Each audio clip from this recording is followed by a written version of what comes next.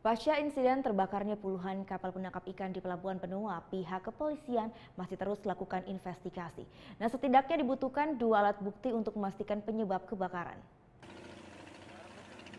Hari ketiga pasca peristiwa kebakaran puluhan kapal penangkap ikan di dermaga barat Pelabuhan Benoa, tim laboratorium forensik masih lakukan investigasi.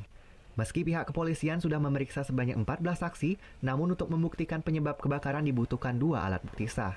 Sebelumnya, Kapolda Bali Irjen Pol Petrus Golose menyatakan ada 2 kemungkinan penyebab kebakaran puluhan kapal tersebut, karena kelalaian atau pembakaran. Pihaknya kini masih menunggu hasil investigasi dari tim Lab 4 Polda Bali. Bahwa dalam proses penyelidikan dan penyidikan ini, proses ini akan bisa kita lakukan sesudah lebih jelas itu dengan keterangan ahli.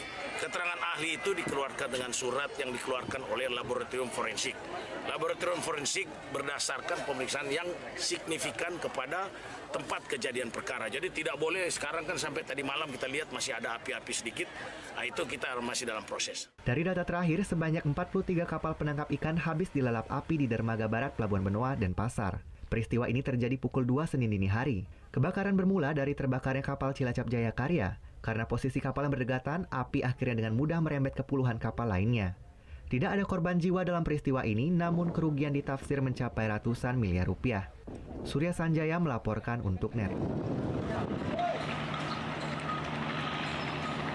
Oh ya beneran? Iya, oke. Tapi gue pernah.